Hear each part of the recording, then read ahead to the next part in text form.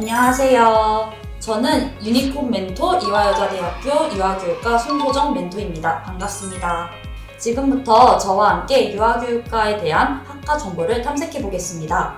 유니콘 멘토 멘토링이 앞으로 여러분들의 진학을 결정함에 많은 도움이 되기를 희망하겠습니다. 감사합니다.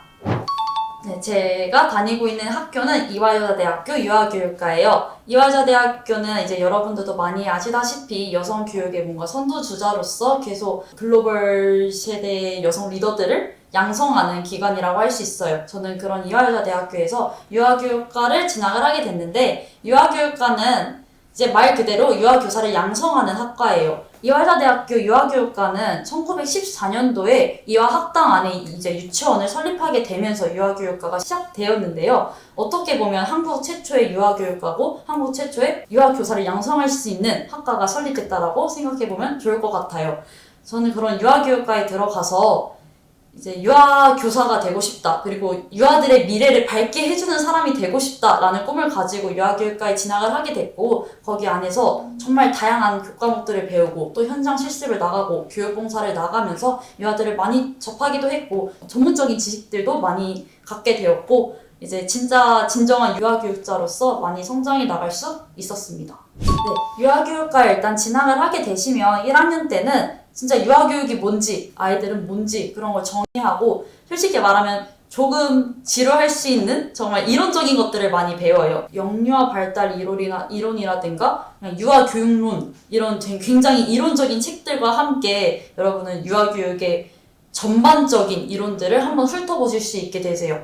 그리고 나서 이제 2학기 때부터는 저희도 지금 국어 배우고 수학 배우고 사회 배우고 과학 배우고 이러잖아요. 똑같이 유아들도 유아 언어교육, 유아 수학교육, 유아 사회교육, 유아 음악교육, 유아 조형교육, 이렇게 과목을 세분화해서 유아들에게 맞는 조형교육은 뭔지, 유아들에게 맞는 사회교육, 과학교육, 언어교육은 뭔지, 수학교육은 뭔지, 이런 것들을 이제 배우게 돼요. 근데 이제 배울 때 이론만 배우는 게 아니라 실제 현장에서 유아들을 대상으로 한 수학교육은 어떻게 이루어지지?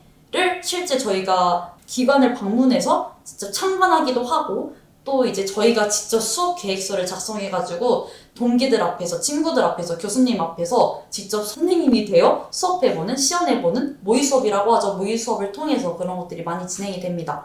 근데 뿐만 아니라 이렇게 유아를 대상으로 다양한 교과목들을 세분화해서 배우는 과목들도 있지만, 부모 교육이라든가 뭐 영유아 관찰 및 행동 연구라든가 아니면 영유아 프로그램 개발 및 평가, 이런 과목들을 통해서 그냥 아이들을 어떻게 가르치느냐만 배우는 게 아니라 아이 현장 자체에서 너가 어떤 프로그램을 어떻게 개발할 건지, 어떤 놀이, 어떤 교구를 어떻게 만들 건지, 그리고 이제 학부모들은 어떻게 상대하면 좋을지, 너가 어떻게 말을 하면 좋을지 유아들을 잘 교육할 수 있는 그런 사람으로 만들어주고 있고요.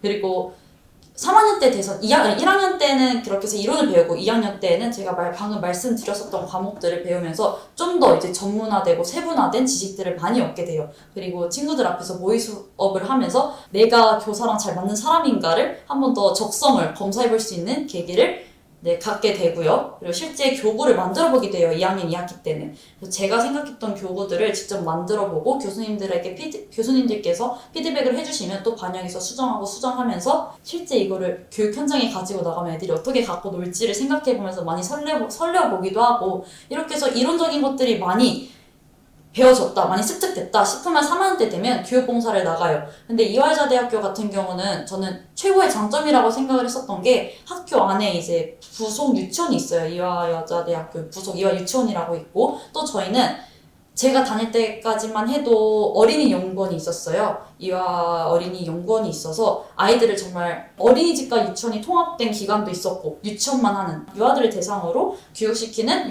유치원도 있었고, 이 두 기관에서 저는 1년 동안 봉사를 일주일에 한 번씩 나가면서 아이들을 관찰하고 아이들이 뭘 좋아하는지, 그리고 실제로 만 3세, 만 4세, 만 5세 연령의 아이들이 어떤 발달 특성들을 보이는지 제가 이론으로만 접했었던 것들을 실제로 이제 경험해 볼 수 있는 시간들을 많이 가질 수 있습니다. 그리고 이제 그렇게 해서 일주일에 한 번이면, 생각해보면 일주일에 한 번씩 1년이면 많은 시간이라고 생각이 될 수는 있긴 하지만, 이게 7일이라는 텀이 있잖아요, 매주. 근데 그 7일이라는 텀 동안 아이들을 많이 까먹게 돼요. 그리고 생각을 이어서 할 수가 없게 돼요. 이제 이거를 4학년 때 현장 교육 실습을 4월 달에 나가서 이제는 한 달 내내 정말 유치원 교사가 된 것처럼 유치원 교사랑 똑같이 출근하고 똑같이 퇴근하고 등원해가지고 뭐 등원 아이들 등원 맞이해주고 아이들 관찰하고 같이 놀아주고 실제로 저희가 교수 계획안을 직접 작성해서 그걸 바탕으로 아이들을 수업을 하면서 그냥 정말 한 달 동안 유치원 선생님이 되어보는 경험을 하기도 해요. 그리고 그러고 나서는 이제 저희가 지금까지 4년 동안 배웠었던 것들을 바탕으로 앞으로 넌 뭘 연구하고 싶냐? 아니면 뭘 더 알아보고 싶었냐? 이런 것들을 생각하면서 이제 그걸 바탕으로 논문을 쓰면서 이제 유아교육과에서의 4년을 마무리하게 됩니다. 네. 유아교육과는 사실 사범대학교 안에 있는 어떻게 보면 전문적인 학과죠. 그래서 유아교육과에 진학을 하시면 유아교육 관련된 과목을 배울 뿐만 아니라 교직 과목이라고 해서 교사가 될 때 꼭 필수적으로 이수해야 하는 과목들이 있어요. 이거는 유아교육과뿐만 아니라 초등교육, 뭐 사회교육과, 영어교육과, 국어교육과 모든 이제 사범대학교에서 진행하는 교직 과목들을 이수를 해요. 그럼 이제 당연히 이제 유아교육과 학생들에게도 전교사 자격증이 주어지게 되겠죠. 근데 그 전교사 자격증이라는 거는 이제 유아전교사 자격 2급이 주어지게 돼요. 그리고 이화여자대학교 유아교육과에서는 2급이 주어진과 동시에 만약에 이제 나는 보육교사도 좀 희망을 하고 싶다 하는 친구들은 관련된 과목들 몇 개만 더 이수를 하고 몇 학점만 더 이수를 하면 보육교사 자격증 2급까지도 같이 취득할 수 있습니다. 이 자격증들을 가지고 저희는 사립유치원이든 공립유치원이든 진학을 할 수 있게 되는데 사실 이 자격증을 가지고 있다 자체가 넌 전문적인 사람이야 를 증명하는 거기 때문에 사립유치원에 취업하는 거는 90% 이상 그냥 내가 마음만 먹으면 할 수 있어요. 그리고 전국에 있는 유아교육 기관이 진짜 많다 보니까 취업률은 굉장히 이제 높다라고 자신있게 말할 수 있어요. 근데 이제 다만 사립유치원 같은 경우에는 정말 취업률이 높지만 공립유치원 같은 경우에는 임용고시라는 시험을 또 봐야 돼요. 1년 동안 보통 친구들이 준비를 해서 11월 달에 있는, 이번에도 이제 11월 달에 있게 되는데 그 11월에 임용고시를 보고 1차 필기 1차 보고 합격을 했다. 합격한 사람들에 한해서 2차 시험을 봐요. 면접시험. 구조 면접시험을 봐요. 그것까지 이제 통과를 하면 이제 그때는 공립유치원으로 나아갈 수 있는 이제 자격을 갖추게 된 거죠. 사립과 공립의 차이라고 하면 사립은 여러분들이 쉽게 생각하시려면 공립유치원은 그냥 공무원이라고 생각하시면 돼요. 공기업이라고 생각하시면 되고 사립유치원은 일반 기업체라고 생각하시면 돼요. 그 차이고 그렇게 해서 사립유치원이랑 공립유치원으로 나아가기는 하는데 분명 이제 4년 동안 학과 생활을 하면서 난 유아교육과랑 안 맞는 것 같아. 유아들은 너무 좋은데 난 교사로서는 나랑 너무 안 맞는 것 같아 라고 생각하는 친구들도 꽤 많이 있어요. 그런 친구들은 그러면 이제 꿈을 버려야 하냐? 그건 아니에요. 왜냐하면 유아교육과를 나왔다고 해서 꼭 교사만 되는 게 아니라 나는 교구 제작 쪽으로 가고 싶다. 그럼 교구 제작 연구원이 될 수도 있는 거고 나는 동화 작가가 되고 싶다. 그럼 출판사에 취직을 할 수도 있는 거고 또 이제 유아 방송 기획자라든가 아니면 유아들을 대상으로 뮤지컬 공연 기획자가 된다든가 정말 진출 분야는 다양하고 실제로 저희 학교 이제 선민들을 보게 되면 유아를 대상으로 하는 직업이기는 하지만 유아 방송 아나운서가 되신 분들도 계시고 근데 이제 그걸 계기로 이제 더 성장하셔가지고 일반 이제 진짜 뉴스 아예 방송계로 진출하신 분들도 계시고 아니면 완전히 틀어서 유아교육과 나왔다고 해서 꼭 유아교육과만 공부하는 게 아니라 저 역시도 유아교육과 경영학부를 같이 병행했었어요. 복수 전공을 해서. 그런 식으로 더 배우고 싶은 게 있으면 학교에 들어와서 다른 학과의 과목들을 함께 배우면서 더 이제 폭넓은 지식들을 배우고 더 폭넓은 진로들을 선택할 수 있습니다. 저는 우선 어렸을 때부터 정말 활기찬 아이였어요. 그래서 친구들이랑 노는 거 정말 좋아했고 어른들한테도 쉽게 다가갈 수 있었고 그러다 보니까 유치원 선생님이나 초등학교 선생님, 중학교 선생님, 고등학교 선생님들이랑 정말 가깝게 지냈던 학생이었어요. 자연스럽게 이제 어렸을 때부터 난 나중에 뭐 하지? 생각을 하다가 나랑 가장 밀접해 있는 어른이 아마도 선생님이셨기 때문에 너 저런 선생님이만 되면 어떨까? 돼보면 어떨까? 이런 생각들을 어렸을 때부터 되게 자연스럽게 해왔었던 것 같아요. 그리고 이제 매 학년마다 바뀌는 선생님들을 보면서 저 선생님한테는 저런 점이 좋구나. 나도 나중에 애들한테 저런 걸 해주면 좋겠다. 예를 들어서 진로 상담 고민을 할 때에도 어떤 선생님은 너가 이런 꿈을 꾸는구나 하면서 되게 간단하게 넘어가는 선생님이 있는가 반면에 또 어떤 선생님은 너 이거 하려면 지금부터 이거 하면 좋을 것 같아. 소정이는 이걸 정말 잘하니까 잘 살리면 너무 좋을 것 같아. 너무 진심으로 대해주셨던 선생님들도 계셨어서 뭔가 나중에 나도 애들한테 꿈과 희망을 뭔가 포기하지 않고 계속해서 자신의 꿈을 키워나갈 수 있게 돕는 그런 선생님이 되고 싶다라는 생각을 많이 했었어요. 근데 이제 교사, 뭔가 교육자로 성장은 하고 싶었는데 이게 유아교육도 있고 초등교육도 중등 고등교육도 있고 또 이제 교수진, 대학교 가서 교수진도 있기 때문에 내가 어떤 대상을 가르쳐야 내가 더 잘 가르칠 수 있지? 그리고 또 어떤 대상을 해야 그 아이들이 더 효과를 볼 수 있지? 이런 고민들을 많이 하다가 솔직히 말씀드리자면 중학교, 고등학교 시절 동안 정말 다양한 연령대를 대상으로 멘토링을 많이 진행을 했었어요.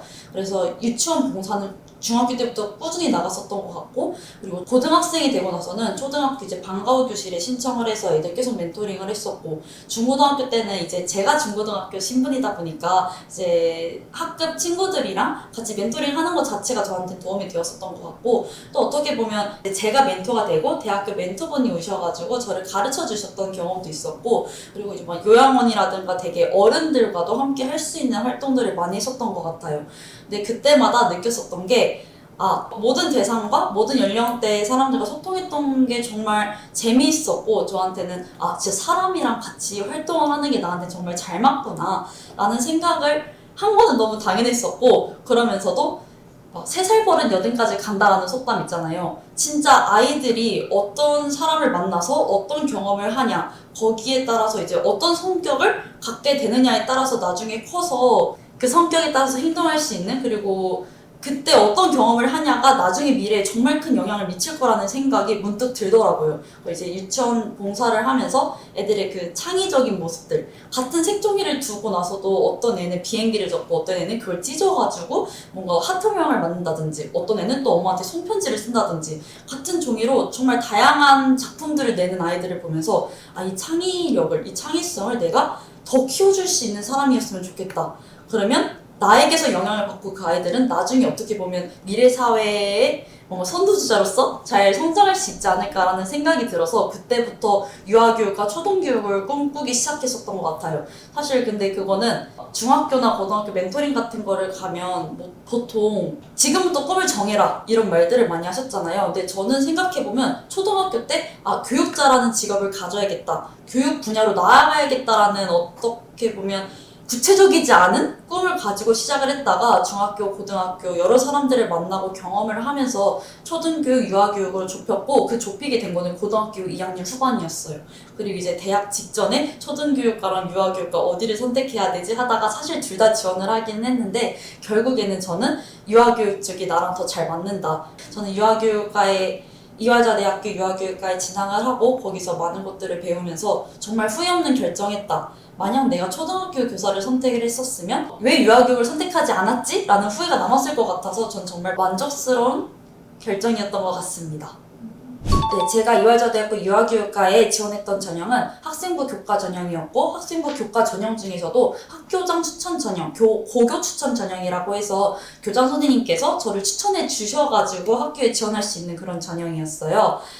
근데 이게 반영 비율이 교과 성적이 70%였고 면접이 30%였는데 제가 사실 교과 성적이 엄청 높았었던 거는 아니었어요. 이제 입학하고 나서 알게 된 건데, 입학하고 나서 이제 동기들이랑 이야기를 할 때 너는 내신이 어느 정도였어? 라고 했을 때 보통 나 1.1, 1.2 이런 이야기를 하더라고요. 근데 제가 이화여자대학교 기준으로 1.4 정도 나왔었던 것 같고, 어떻게 보면 낮은 성적대였는데 제가 수석 입학을 할 수 있게 되었었어요. 근데 어떻게 다른 친구들에 비해서 너무 낮은 점수대인데 어떻게 수석 입학을 할 수 있지? 할 수 있었던 거지? 라고 생각을 했었는데, 이제 교수님들이랑 이야기를 하면서 제가 면접 때 굉장히 말을 잘했었던 것 같더라고요. 근데 그 30%의 면접 비중이 30%밖에 안 됐었지만 그 30%로 저는 모든 저보다 위에 있었던 성적대의 친구들을 어떻게 보면 제가 더 치고 올라갈 수 있었던 것 같아요. 그만큼 30%가 작은 수라고 생각할 수 있기는 한데 저는 그 30%로 입학금이라든가 등록금을 아예 면제받을 수 있었던 것 같습니다. 근데 이제 제가 면접 같은 경우도 잘 할 수 있었던 이유를 제가 곰곰이 생각을 해봤어요. 내가 어떻게 해서 면접을 잘 볼 수 있었을까 생각을 했는데, 평소에 이제 사람들이랑 이야기하는 걸 너무 좋아하기도 하고 또 어떻게 보면 권력욕? 이런 게 많아가지고 항상 반장, 부반장 꼭 하려고 하고 학생 회장, 부회장 무조건 나가려고 하고 그러다 보니까 많은 사람들 앞에서 이야기를 했던 경험이 많았었던 것 같아요. 그런 게 알게 모르게 저에게 누적돼가지고 저만의 강점, 역량으로 빛을 발휘할 수 있었던 것 같고 또 제가 중학교 때부터 고등학교 때까지 계속 유치원 봉사를 했었다고 말씀을 드렸는데 유치원 봉사를 하면서 제가 경험했었던 것들이 면접 때 저도 모르게 우러나왔었던 것 같아요. 그래서 면접 자체는 이게 보통 학생부 종합전형은 자기소개서를 저희가 막 쓰는데 이게 소위 자기소개서라고는 하지만 자소설이라는 말도 많이 있단 말이에요. 학생들이 본인이 했던 경험을 많이 꾸며서 더 부풀려서 과장해서 쓰는 경우가 많기는 한데 면접은 사람이랑 눈을 마주치면서 해야 되는 거고 이제 저의 어떤 비언어적인 표현까지 다 드러나는 거다 보니까 진짜 내가 경험했던 게 아니면 다 그 사람 상대방의 눈에 보이게 되는 것 같더라고요. 그래서 친구들이 나 면접 잘 보고 싶다 아니면 나 진짜 대학교 입학 전에 교수님들한테 나 이런 사람이에요를 진솔하게 표현하고 싶다 하면 그 학과와 그리고 그 전공과 관련된 활동들을 정말 실제로 많이 하는 게 중요한 것 같다라는 생각을 했어요. 근데 이제 그걸 할 때 나는 면접을 잘 봐야 되기 때문에 이걸 해야지가 아니라 이걸 하다 보면 뭐 봉사를 하다 보면 아니면 사람들을 만나다 보면 자연스럽게 본인의 이제 스택이 본인의 역량이 본인의 강점이 계속 쌓인다라는 것을 알아뒀으면 좋겠어요. 그게 저한테는 정말 중요했던 키였던 것 같아요.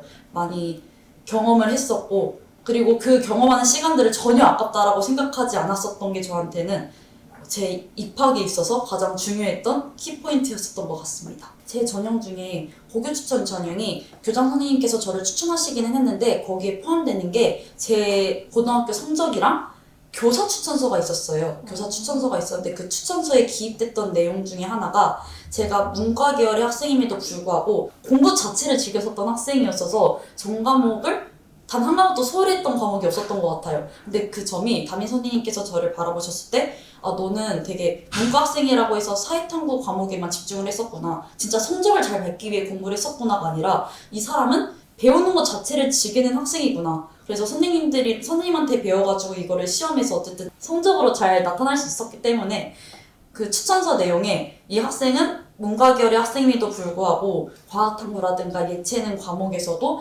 정말 뭐 뛰어난 두각을 보였다 아니면 정말 열심히 참여하고 성실하게 참여하였다 이런 내용이 기입됐었던 것 같더라고요.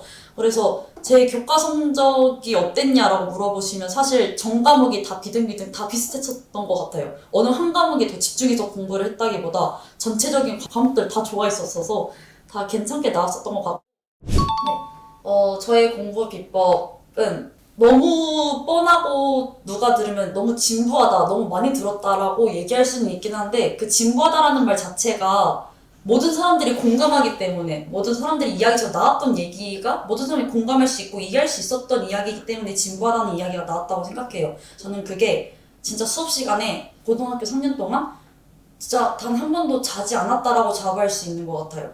왜냐하면 워낙 선생님들을 좋아하기도 했었고 그리고 제가 선생님이 앞에서 수업하시는데 여기서 잔다? 이거는 그 선생님에 대한 예의와 배려가 아니라는 생각이 너무 강했었어요. 그래서 어떻게 했냐면 당연히 사람이니까 졸 수 있죠. 너무 졸릴 수 있어요. 그리고 저도 당연히 아침 일찍 일어나서 학교를 가고 너무 졸릴 때는 어떻게 했냐면 선생님들이 이제 뚫어져라 쳐다봐요. 뚫어져라 쳐다보면 저 선생님은 수업하실 때 막 예를 들어 이런 말을 하시는 분이 항상 계셨거든요. 한 영어 선생님이 맨날 수업 시간마다 이렇게 하는 그런 그 선생님만의 제스처? 특징이죠. 그런 특징들을 제가 잘 포착해서 친구들한테 나 이거 꼭 성대모사에서 알려줘야겠다 해서 수업 시간에 사실 수업 내용보다 선생님을 관찰했었던 적도 많았었던 것 같아요. 정말 졸릴 때는.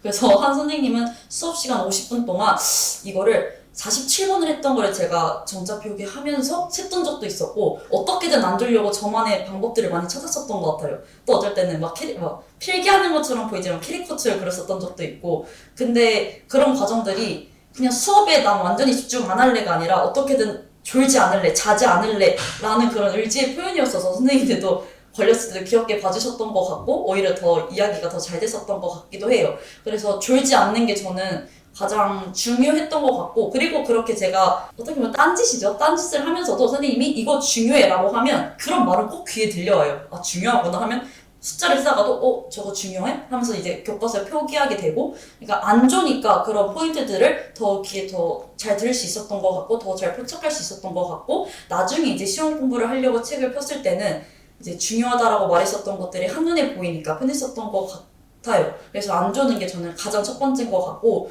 두 번째는 계획형 인간이 되는 거? 전 정말 계획형 인간이 아니고 굉장히 즉흥적으로 행동하려고 하는 사람이기는 한데, 공부할 때만큼은 정말 계획형이었어요. 근데 그 계획형이라는 게 어떤 거냐면, 자기 객관화가 잘 됐다는 점, 내가 어떤 과목을 얼마나 할 수 있는지, 이 과목에 대한 지금 현재 내 상태가 어떤지를 저는 정확하게 파악할 수 있었던 것 같아요. 그래서 시험 기간이 되면 시험 기간 바로 직전에 각 과목을 써요. 이번에 중간고사는 국어, 영어, 수학, 사회, 과학을 본다 하면, 국어, 지금 내가 어느 정도 이걸 이해하고 있느냐를 퍼센테이지로 항상 시험 공부 시작하기 전에 적었던 것 같아요. 국어? 내가 지금 분명히 졸지않고 다 들었는데 내가 이해한 거는 40%밖에 안 되는 것 같아. 수학은? 나 정말 많이 풀었고 노력도 많이 했고 왠지 지금 시험 봐도 어느 정도 할 수 있을 것 같다. 한 80%? 사회는?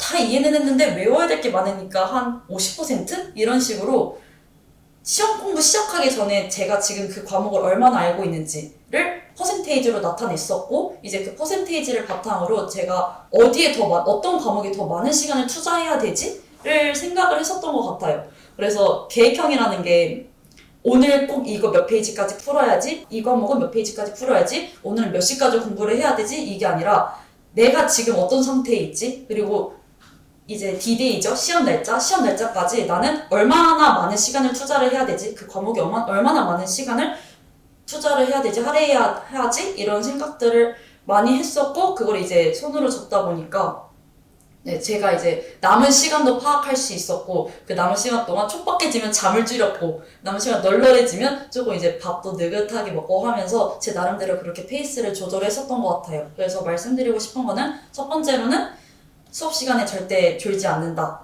근데 너무 졸리다 싶으면 선생님한테 들키지 않는 한에서 다른 내가 할 수 있는 딴짓을 한번 생각해봐라. 그리고 그게 친구들이랑 수다 떨면서 선생님의 수업을 방해하지 않는 선에서 딴짓을 한번 생각해봐라. 그만큼 그렇게 했으면 좋겠고, 두 번째는 지금 너가 어떤 상태인지를 학생들이 잘 알 테니까 본인의 상태를 객관적으로 파악할 수 있도록 노력해봤으면 좋겠다. 이 두 가지가 가장 저에겐 중요했었던 것 같아요.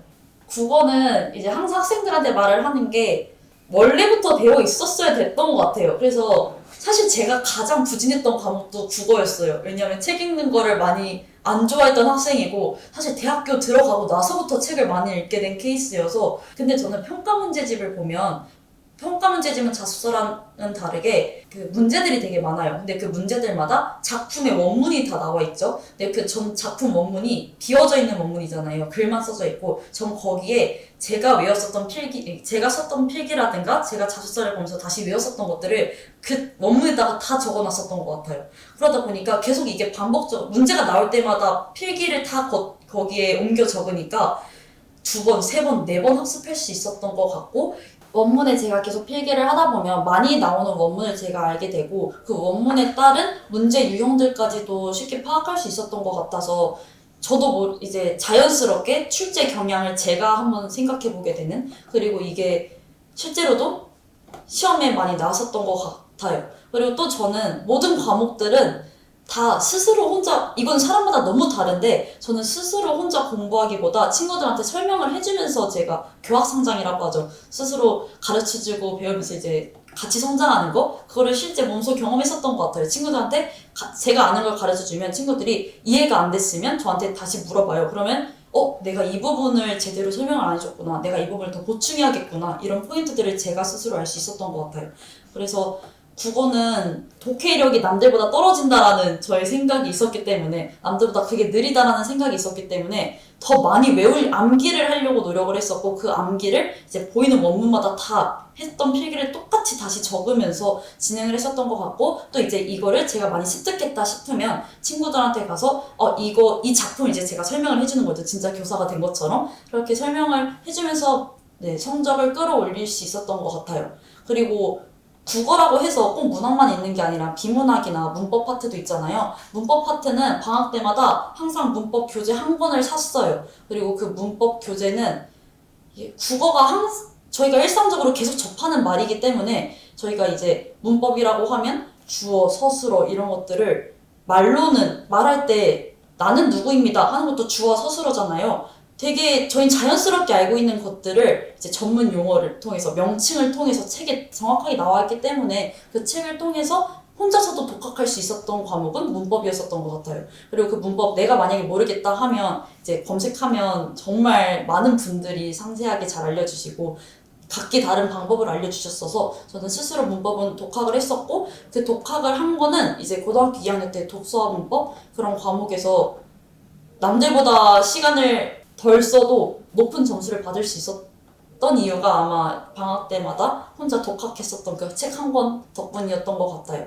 그리고 비문학은 신문을 많이 읽어야 되는 게 답인 것 같아요. 사실 대학교 와서는 인터넷 신문을 많이 읽긴 했는데 고등학교 때까지는 정말 집 앞에 항상 나와 있었던 신문을 조금이라도 읽으려고 했었고 제가 관심 있는 분야다 하면 스크랩을 하려고 노력을 했었던 것 같아요. 근데 이거는 제가 관심이 있었고 노력해야겠다라고 생각이 들었었기 때문에 했던 거지. 만약에 친구들이 난 너무 신문에 관심이 없어 하면 그냥 지금은 웹으로 책을 읽는다든가 정말 잘 되어 있으니까 그런 식으로 그냥 활자 매체를 많이 접하는 것밖에 방법이 없는 것 같고 매일 짧은 지문들을 공부할 수 있는 책들이 진짜 많아요. 그런 책들을 활용해서 어려운 주제더라도 많이 읽어보는 연습을 하면 비문학은 쉽게 성적을 끌어올릴 수 있을 것 같아요.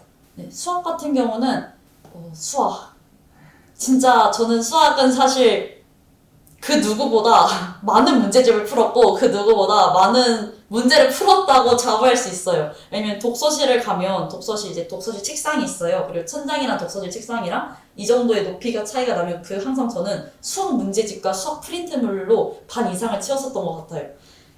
수학은 많이 풀면 풀수록 빨리 풀 수 있게 되는 거가 있는 것 같고 그리고 전 그 쌓이는 걸 보면서 뿌듯함을 느꼈어서 더 풀어야지라는 생각을 했었던 것 같아요. 근데 저는 수학은 이거는 꼭 말씀드리고 싶어요.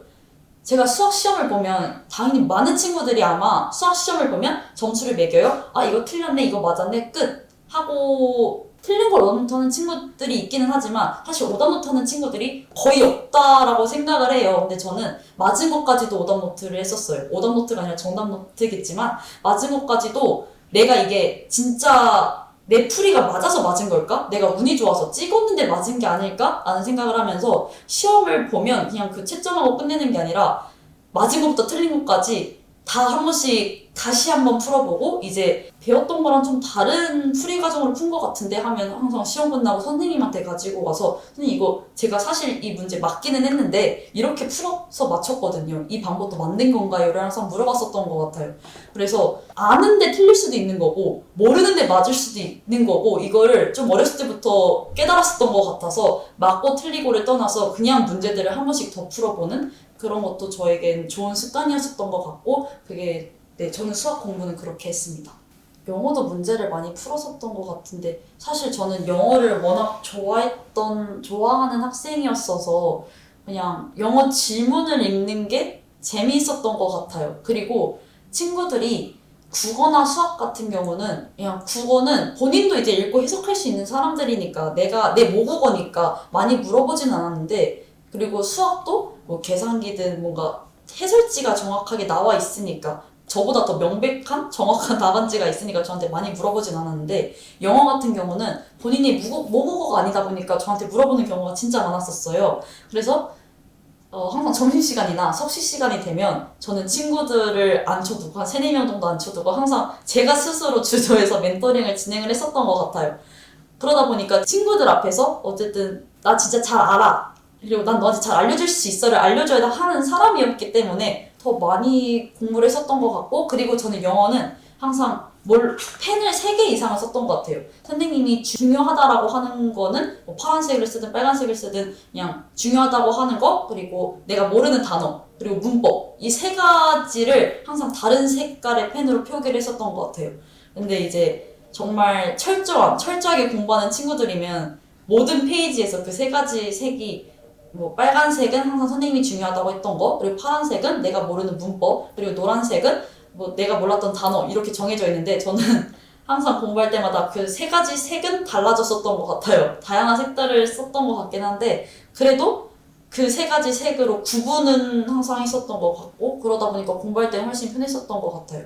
그리고 문법 같은 경우는 그냥 단순히 외운다기보다 그 문법이 적용된 예제들을 진짜 많이 찾아봤고 단어도 안 외워지면 그냥 계속 쓰면서 외우는 친구들이 있겠지만 저는 그 단어를 제 상황에 접목시켜서 저만의 문장을 항상 만들었어요. 그리고 그 문장을 써보기도 하고 친구들한테 야, 이 문장 맞는 것 같아 하면서 물어보기도 하고 지금 생각해보면 저는 혼자서 공부하는 게 아니라 항상 친구들에게 도움을 주고 도움을 받으면서 공부를 했었던 것 같아요. 영어 역시도. 암기 과목은 저는 문과 계열의 학생이다 보니까 윤리와 사상, 뭐 사회문화, 한국지리 이런 과목들을 하긴 했는데 사실 문과 계열의 학생이라고 해도 과학 공부했었어요. 뭐 생명과학이나 지구과학이라든가 단위수는 적었지만 배웠던 과목이었고 뭐 사회에 더 시간 많이 투자했다, 과학에 더 시간을 많이 투자했다 이런 거는 사실 동등하게 시간을 분배했었던 것 같아요. 제가 더 못한다라고 생각했던 과목에 더 많은 시간을 분배를 했었는데 저는 사회랑 과학은 항상 교과서를 피면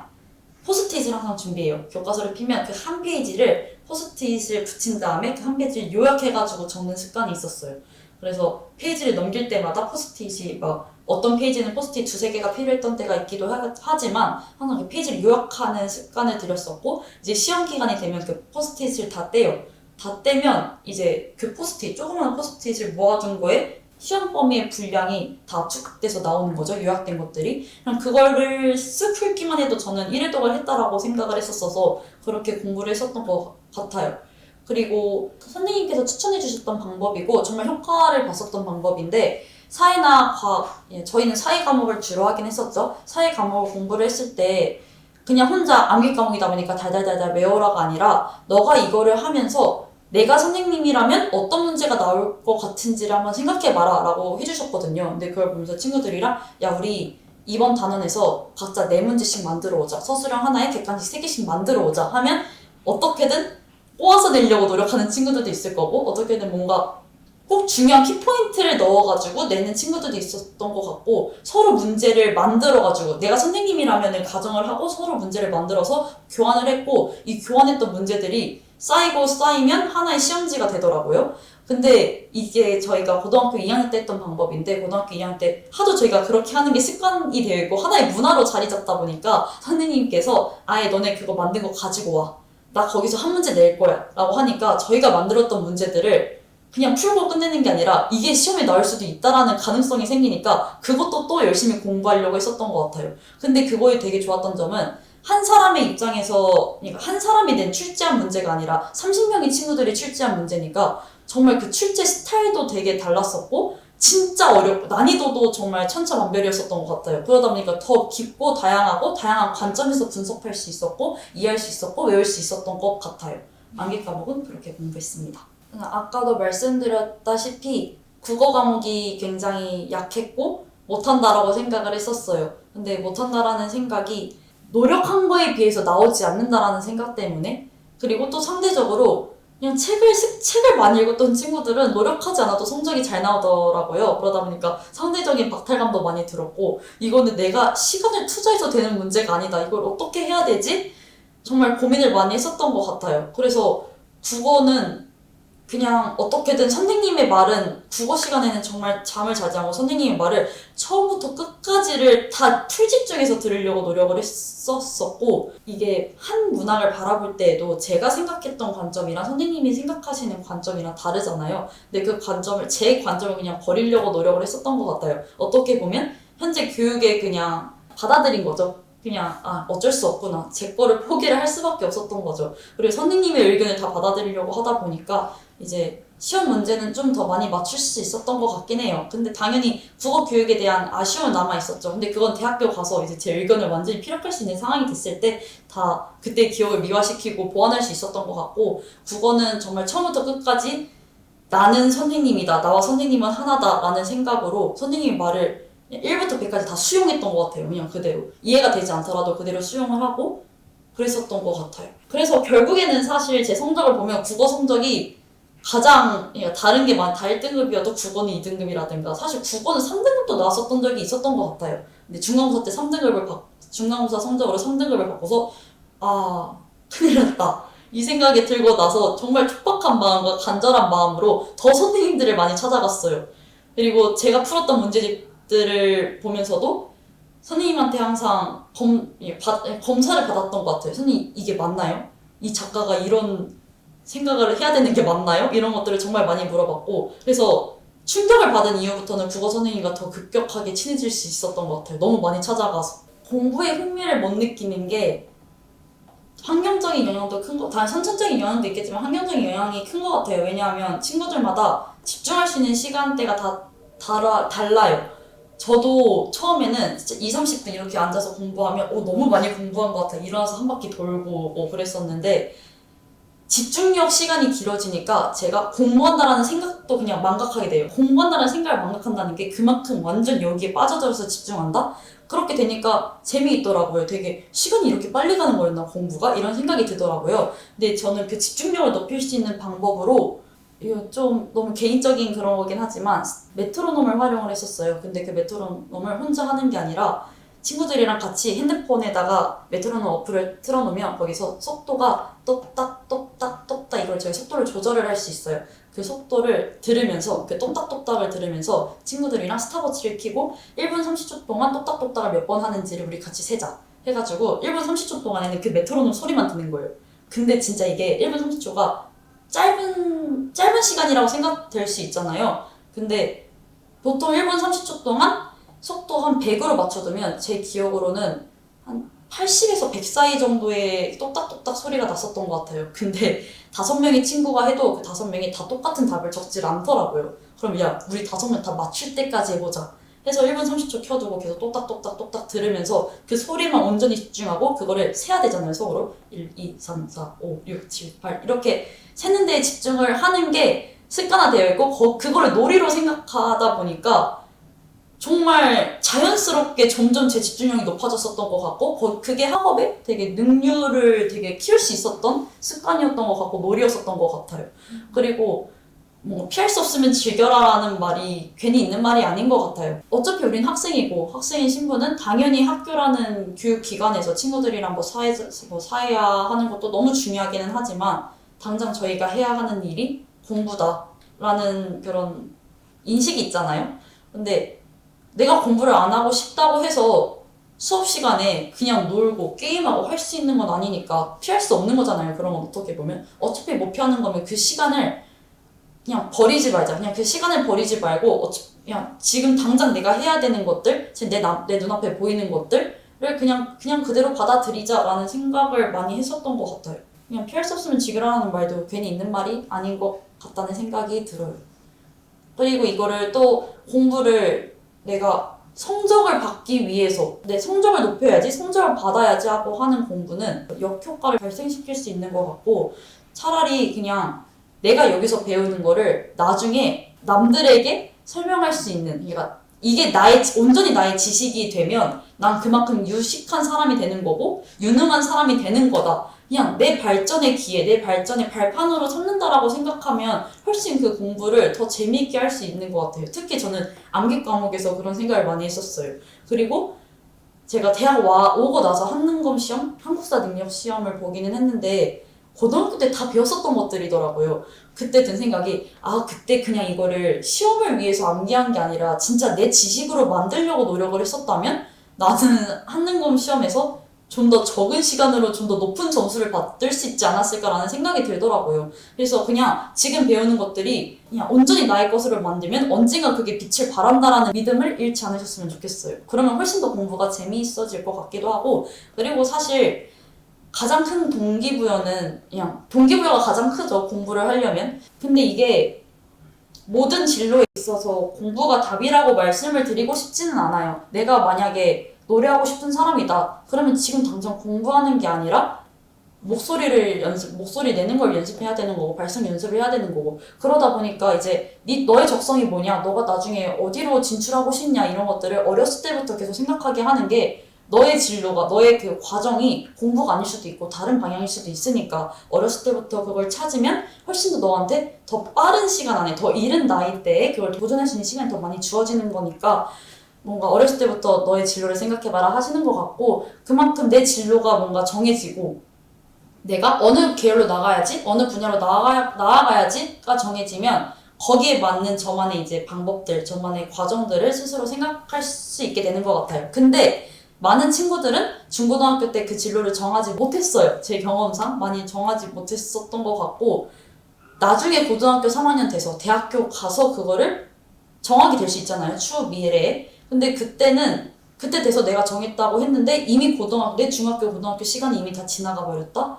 그러면 돌이킬 수 있는 게 없잖아요. 과거로 돌아갈 수 없으니까. 그래서 너가 나중에 정해질 수 있는 진로에 대비할 수 있는 가장 첫 번째 방법이 공부다라는 말을 많이 들었었고 정말 공감해요. 나중에 고등학교 3학년 때 갑자기 나는 사회복지사가 되고 싶어, 아니면 갑자기 나는 의사가 되고 싶어. 근데 지금까지 해온 걸 보니까 진로를 찾는다는 이유로, 아니면 나는 아직 공부에 희망이 뜻이 없어, 난 공부 못하는 것 같아, 이런 이유로 계속 공부를 접어뒀던 학생이라면 그 이후에 더 많은 노력과 더 많은 시간을 들여야 되는 것 같아요. 그래서 내가 아직 만약에 뭘 해야 될지 모르겠고 내 미래에 대해 되게 막막하고 고민이 많이 되면 일단 그냥 지금 주어진 공부를 하는 게 나중에 있어서 가장 후회하지 않는 선택이라고 저는 생각해요.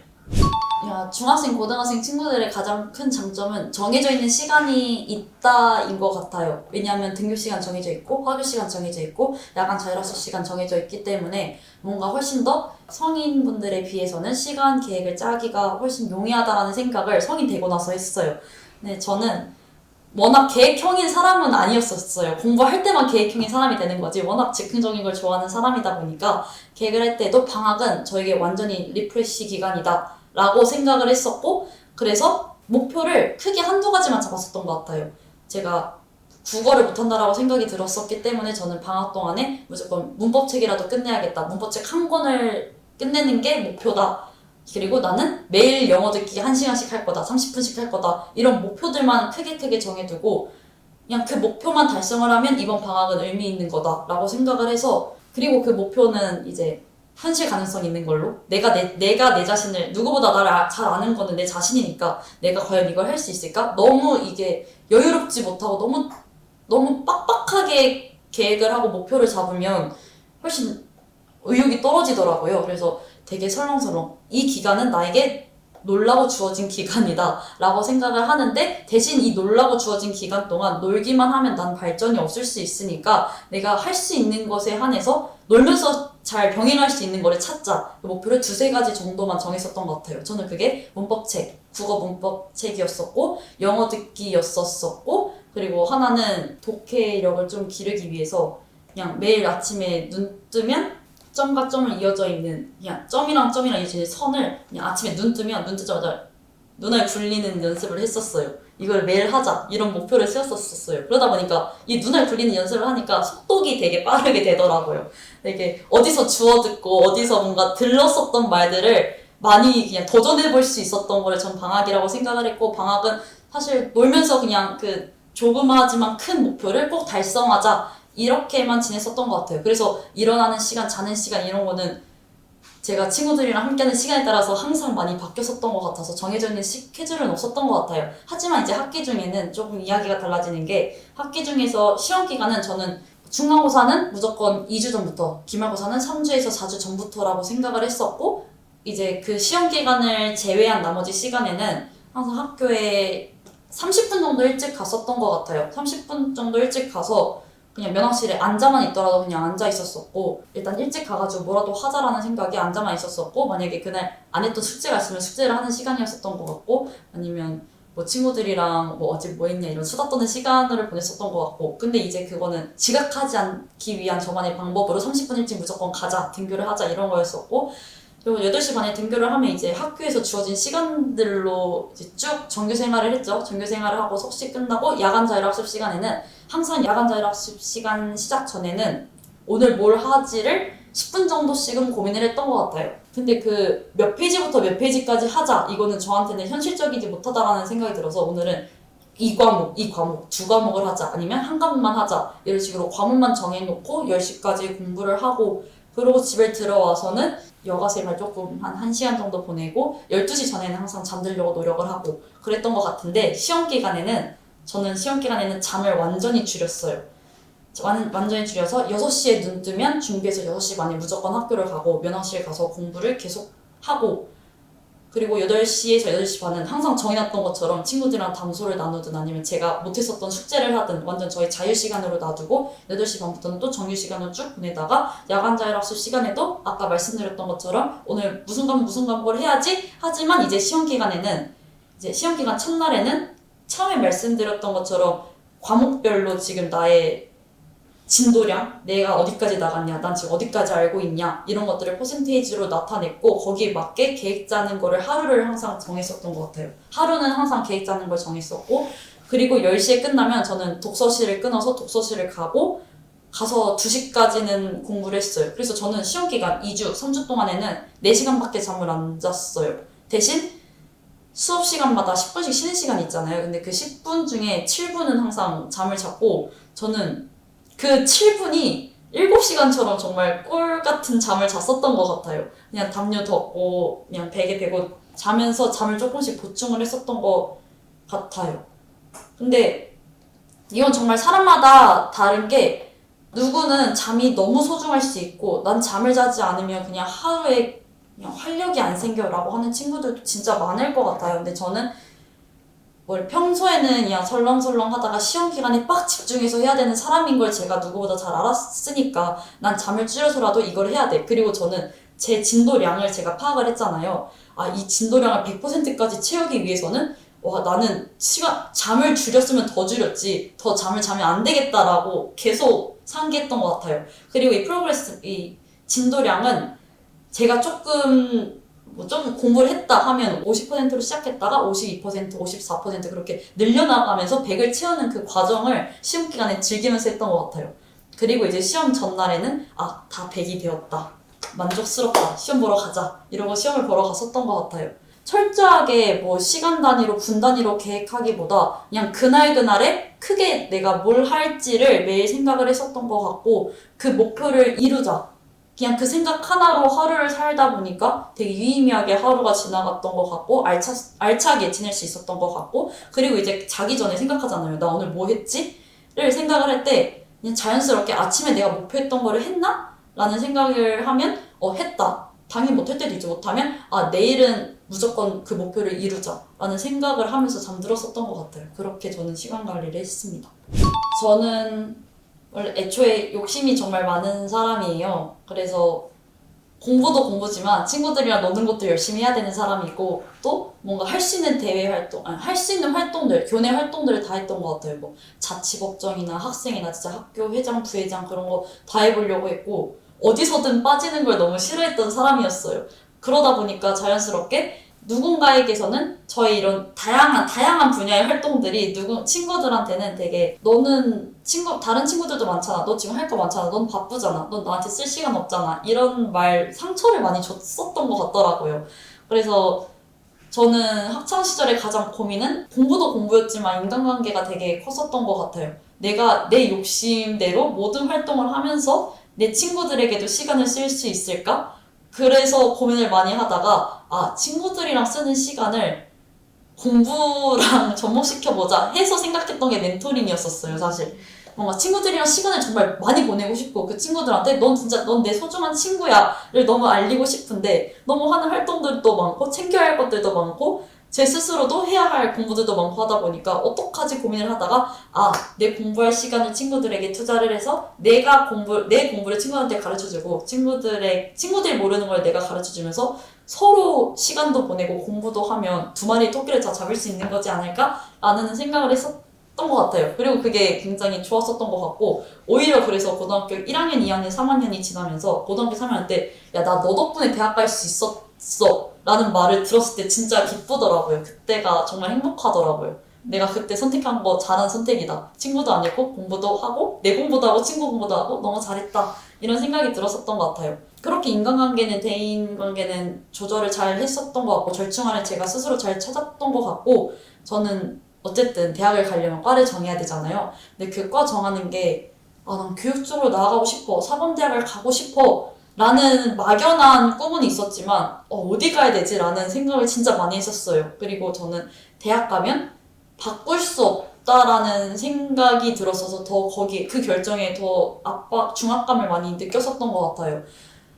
그래서 유아교육 쪽이나 뭐 초등학교 멘토링이나 중학교 애들 멘토링이나 저는 새터민 친구들이랑도 멘토링을 했었었고 소외계층 친구들에게 가서도 교육 기부를 하기도 했었었고 정말 많은 시간을 할애해서 많은 경험을 하려고 내 적성? 내가 어디를 가야 될지 내 학과를 정하려고 노력을 진짜 많이 했었었는데 결국에는 딱 결정하게 된 계기는 초등학교 멘토링을 간다든가 유치원 봉사를 간다든가 할 때마다 가기 전 10분 동안 내가 기대가 되는지 빨리 가고 싶다라는 생각이 드는지 뭔가 나 오늘 잘할 수 있을까 하면서 내가 의기소침해지는지 이런 저를 많이 들여다봤던 것 같아요. 근데 유치원 봉사 가기 전에는 전날부터 행복하더라고요. 내일 그 애는 얼마나 또 활기차 있을까? 그 애는 얼마나 또 나한테 와서 안길까? 막 그런 생각들 하면 너무 행복하더라고요. 저는 근데 그게 그때는 이게 내 적성이다, 내 분야다, 내가 가야 할 학과다라고 이어지지는 않았었어요. 근데 이제 고등학교 3학년 때 다 돌이켜보니까 난 그때 제일 좋았었던 것 같은데 그때 제일 기대가 됐었던 것 같은데 하면서 결정을 한 케이스다 보니까 뭔가 학창시절 동안에는 3학년 내내 계속 고민을 했던 거죠. 난 어디 과를 가야 될지 고민을 그냥 스트레스를 많이 받으면서 고민을 했었는데 결국엔 답은 정해져 있었더라고요. 근데 그거를 고등학교 3학년 되고 나서 알았었어요. 그래서 친구들이 뭔가 진로를 정할 때나 뭐 학과를 정할 때나 지금 나 뭐 해야 되지? 앞으로를 생각하기보다 나 지금까지 뭘 해왔지? 뭘 할 때 가장 기뻤지를 한번 생각해봤으면 좋겠어요. 저는 그거를 고3 때 깨달았지만 친구들은 좀 더 이른 나이에 깨달았으면 좋겠습니다. 이화여자대학교 유아교육과에 지원을 할 때까지만 해도 저는 굉장히 소신 지원이었어요. 뭔가 내가 과연 갈 수 있을까? 그리고 저는 학교 생활을 정말 열심히 했던 사람으로서 이제 교과 성적만 보는 전형이었기 때문에 저희 학교 생활을 그 누구도 알 수가 없었어요. 이화여자대학교 입학사정관분들께서는. 그래서 내가 자신 있어 하는 부분들을 다 버리고 지원했던 학교이기 때문에 너무 떨렸었고 그래서 면접 때도 그냥 후회만 하지 말자 하고 갔었는데 이제 결과 날까지 이제 2주 정도 걸렸었던 것 같아요.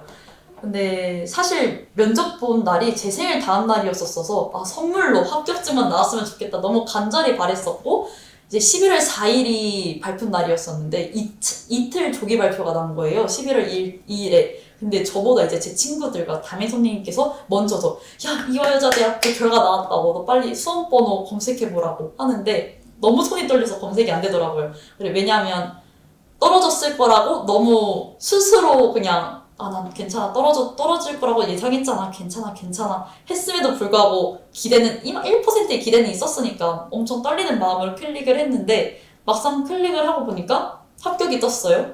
아직도 또 소름 돋는 것 같아요. 합격이 떴는데 저는 그걸 보자마자 불합격하면 엄청 울 줄 알았고 합격하면 막 뛰어서 와 할 줄 알았는데 굉장히 정말? 맞아? 라는 생각에 그냥 멍해지더라고요. 그렇게 한 5분 동안 이게 맞나? 그냥 멍하게 바라보고 있었고 근데 이제 저보다는 제 주변 친구들이 더 이제 방방 뛰면서 난리 나고 벌써 복도에서는 소문이 다 나 있고 송소정 이화여대 합격했다 이렇게 난리 나 있고 근데 주변이 더 축제 분위기였었던 것 같아요. 그리고 저는 이제 진짜 내가 합격했다라는 거를 실감하게 된 거는 한 3달 정도 걸렸었던 것 같아요. 12월 말에 이제 학교 합격자들에 한해서 학교 카페에 가입할 수 있는 이제 권한이 주어져요. 그때 가입을 하고 나서 이제 동문들이라고 하면 되죠? 이제 그분들과 함께 이야기를 하면서 와 내가 진짜 이화여대에 합격했구나.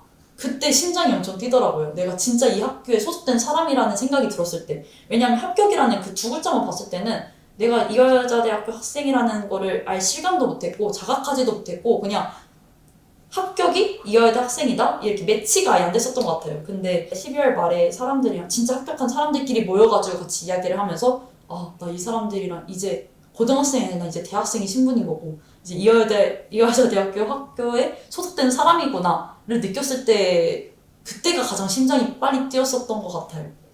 그리고 너무 행복했죠. 근데 사실 제가 말로는 사실 생각보다 덤덤했다라고 하기는 하지만 저는 그때 솔직한 마음으로 어떤 생각이 들었냐면 11월 2일 날 조기 발표가 났다고 했잖아요. 수능이 11월 16일? 17일? 그쯤이었어요. 어떻게 보면 나는 이미 끝났다. 수능에 부담을 안 가져도 되겠다 라는 생각에 그게 더 좋았었던 것 같아요. 이제 합격한 학교가 하나라도 있다라는 거에 감사했었던 것 같아요. 외적으로 내적으로 나눠서 생각해보자면 외적으로는 더 많이 꾸며야겠다. 이제 대학이니까 못 꾸몄던 거 다 꾸며야겠다. 이런 생각들을 많이 했고, 그리고 인간관계를 정말 많이 넓혔어요.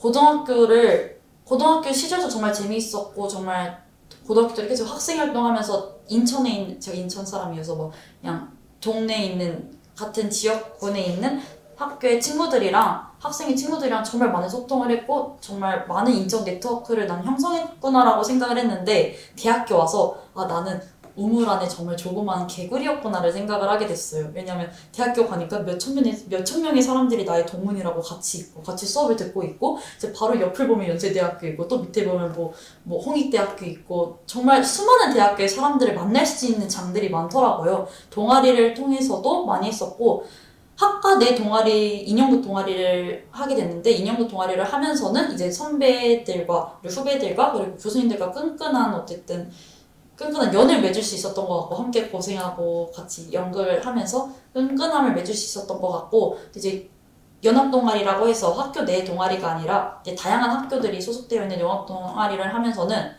정말 이제 유아교육을 완전히 벗어나서 패션하는 친구들도 많이 만나봤고 아예 그냥 국제학부 다녀가지고 영어만 쓰시는 친구들도 많이 만나봤었고 공대생들도 많이 만나봤었던 것 같고 음악하는 친구들, 예체능하는 친구들 정말 다양한 분야, 다양한 학교의 다양한 분야의 친구들을 많이 만났었던 것 같아요. 그러다 보니까 생활 반경도 많이 달라졌었던 것 같고 그 친구들을 보면서 나도 더 성장해야겠다. 나도 더 멋진 사람이 돼야겠다 하면서 스스로 긍정적인 자극을 많이 줬던 것 같아요. 저는 진짜 대학생활 4년 내내 공부한 것도 정말 많이 기억이 남지만 사람들을 많이 만나면서 많이 성장했다라고 느끼기 때문에 그런 옛날에는 좁았던 인적 네트워크였다면 이젠 정말 넓고 깊은 인적 네트워크를 형성한 게 저에게는 가장 큰 변화인 것 같아요. 그리고 내적으로는 자존감도 정말 많이 올라갔 것 같고 자신감도 많이 생겼어요. 근데 사실 입학 초반에는 많이 그 자신감이 떨어졌었는데 그 이유가 고등학교 때까지만 해도 저는 항상 상위권에 있었던 친구였었고 어딜 가나 너 진짜 말 잘한다. 너 정말 똑부러지다. 너 정말 이것저것 잘 하는구나 라는 칭찬만 받고 살았고 대단한 사람인 것 마냥 제가 혼자 저도 모르게 착각을 했었던 것 같아요. 근데 대학교를 들어가니까 다 저 같은 애들이 모인 거죠. 다 저 같은 애들이 모이고 다 같이 토론을 하면서도 이제는 내가 더 잘한다 아니면 내가 잘한다라는 생각보다는 나 생각보다 많이 못하는 사람이구나 라는 생각에 상대적인 박탈감을 진짜 많이 느꼈었던 것 같아요. 그러니까 제가 기대했던 저의 모습과는 다른 모습들을 많이 보게 된 것도 있었고 어떻게 보면 저에게 있어서는 뭔가 실패라고 할 수는 없지만 그런 좀 부정적인 경험들을 많이 했었던 것 같아요, 심리적으로는. 그래서 더 많이 내가 이화여자대학교 온 게 잘한 건가? 라는 생각이 초반에는 조금 들기도 했었어요. 그래서 많이 자신감이 진짜 많이 떨어졌었는데 방학 동안에 그 동아리 활동을 진짜 많이 나가면서 사람들을 많이 만나면서 조금씩 자신감을 되찾을 수 있었던 것 같고 그리고 그때 저는 독서를 시작을 했었어요. 근데 독서를 워낙 책을 안 읽었었던 사람이다 보니까 어려운 책이 아니라 그냥 에세이 미움받을 용기 이런 유명한 책들 이런 책들을 읽으면서 스스로 마음이 많이 단단해졌었던 것 같아요. 그리고 지금까지 난 내 자신이 정말 대단하다고 생각을 했었고 내가 나를 믿지 않으면 누가 나를 믿냐라는 그런 마인드가 장착이 된 이후부터는 그냥 모든 게 긍정적으로 보이더라고요. 2학기 때부터는. 그래서 학교 수업에 더 열심히 참여할 수 있게 되고 학교 수업에 더 열심히 참여하게 되니까 교수님들도 너 드디어 정신 차렸구나 하면서 저를 더 많이 지지해 주시게 되고 응원해 주시게 되고 그러다 보니까 정말 성적대가 고등학교로 치면 거의 막 7, 8등급에서 1등급으로 뛸 정도로 엄청 많이 성적이 대폭 상승을 하게 됐어요. 그러면서 문제를 뭔가 환경 탓으로 돌리는 게 아니라 뭔가 사람들이랑 비교해서 내 자신을 낮추는 게 아니라 내 마음이 단단해지면 되는구나. 내가 나를 믿으면 되는구나. 그냥 내가 온전히 나를 사랑하면 되는구나. 이런 생각들을 하면서 오히려 더 강해진 것 같아요. 그리고 더 많이 웃음을 찾게 된 것 같고 자신감도 많이 생기게 된 것 같고 그리고 웃음을 찾고 자신감이 생기게 되니까 더 많은 활동들에 나아갈 수 있었고 더 많이 도전해볼 수 있었고 그 도전을 통해서 전 계속해서 성장할 수 있었던 것 같아요. 사실 이화여자대학교에 정말 저는 장점이라고 생각하는데 누군가는 단점이라고 생각할 수 있는 점이 하나가 있어요. 그게 바로 개인주의인 것 같은데 제가 중고등학교 시절 동안 정말 친구들의 관계를 너무 중요시했던 사람으로서 많은 친구들에게 상처도 받고 뭔가 행복도 얻고 많은 경험들을 많이 했었고 그만큼 인간관계에 저도 모르는 새에 많이 지쳐 있었는데 이화여자대학교에서는 저 사람을 그냥 하나의 사람으로만 봐주는 그런 문화가 형성돼 있어서 제가 뭘 하든 아무도 신경을 안 써요. 그냥 하다못해 그냥 혼자 밥 먹는 게 당연한 것이고 혼자 밥 먹어도 그 누구도 어찌 불쌍해라고 보는 시선이 아무것도 없고 그냥 너무 당연해서 그리고 공부를 할 때도 혼자 하는 게 너무 당연시 되어 있고 뭔가 혼자 다니는 게 너무 편해졌었던 것 같아요. 그게 저에게는 일종의 인간관계로 너무 힘들었던 저에게는 하나의 돌파구였던 것 같고 너무 새로웠었던 것 같아요. 그리고 그게 너무 좋았었는데 그렇다고 해서 개인주의라고 해서 이기적인 것과는 완전히 달랐던 게 이제 당연히 학교 수업을 하면 학교 강의를 들으면 팀플이라고 해서 모든 활동이죠. 조별 활동이죠. 그런 거를 하게 되는 일이 있는데 그때는 모든 사람들의 그 개인의 역량들이 다 뛰어난 사람들이 모여가지고 그게 시너지 효과를 완전히 발휘하는 순간을 저는 정말 많이 봤어요.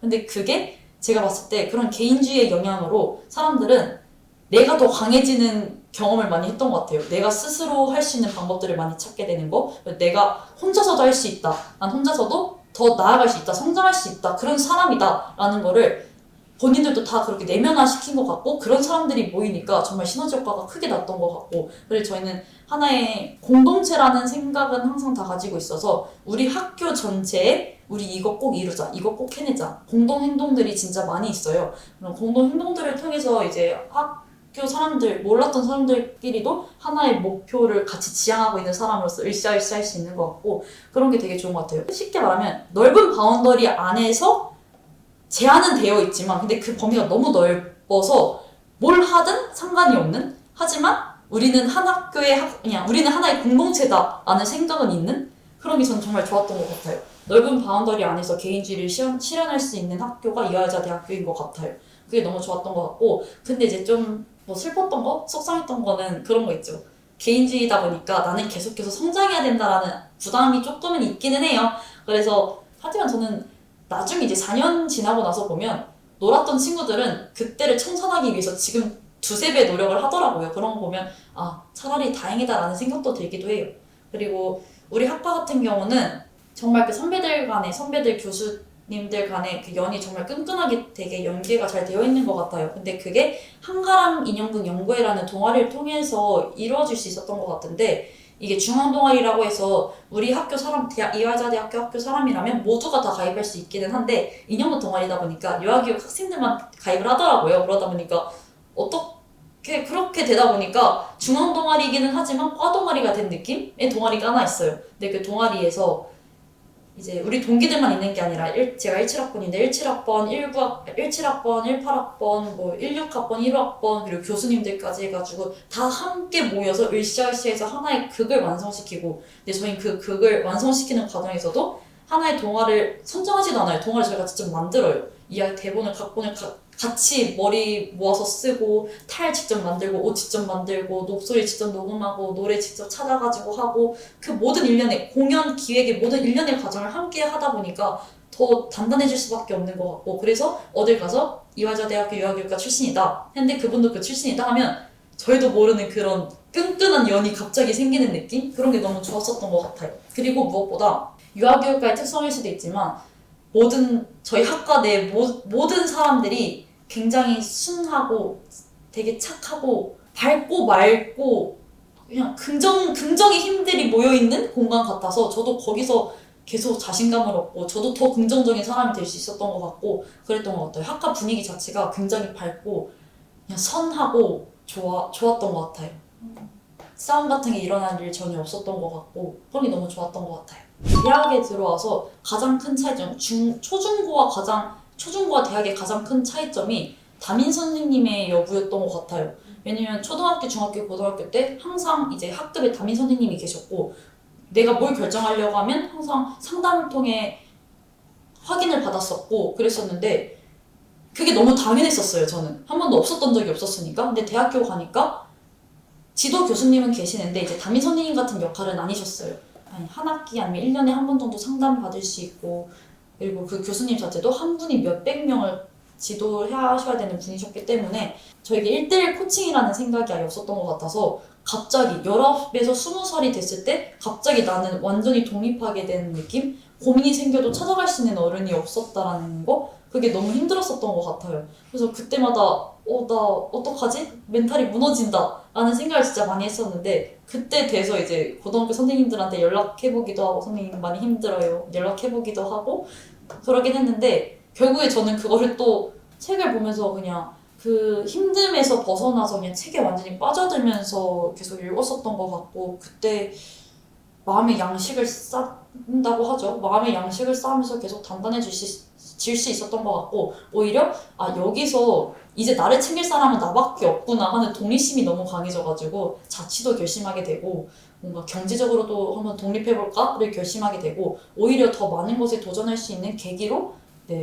전환시켰던 것 같아요. 근데 도전을 하려면 결국에는 내가 자신감을 가져야 되고 내가 자존감이 높아야 되는 사람이기 때문에 그 수단으로는 저는 책을 선택을 했었던 거고 근데 만약에 또 담임 선생님 같은 존재가 대학에서도 있었다면 저는 또 누군가에게 계속 의지할 수밖에 없는 사람이 됐을 것 같아요. 그래서 초반에는 그게 너무 힘들었지만 이거를 나는 이겨내야겠다 라는 그냥 굳은 다짐과 함께 생활을 했더니 많이 극복할 수 있었던 것 같아요. 그래서 친구들은 현재 지금 계시는 담임 선생님의 존재에 조금은 이제 당연하다고 생각하기보다 조금 감사하게 여기면서 최대한 받을 수 있는 인생의 조언들, 교훈들을 많이 받을 수 있을 만큼 많이 받았으면 좋겠고 많이 찾아갔으면 좋겠고 많이 연을 맺었으면 좋겠고 그러면서도 이제 독립심을 조금씩 키워나가면 이제 저와 같은 힘듦을 조금 덜 경험하실 수 있을 것 같다는 생각이 듭니다.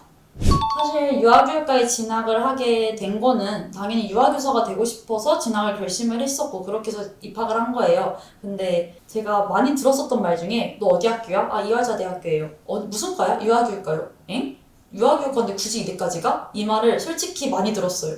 근데 그 말을 들으면서 상처도 많이 받았죠. 내가 가고 싶어서 간 학교인데 왜 유아교육과를 무시하지? 왜 이대 안에 있는 유아교육과를 무시하지?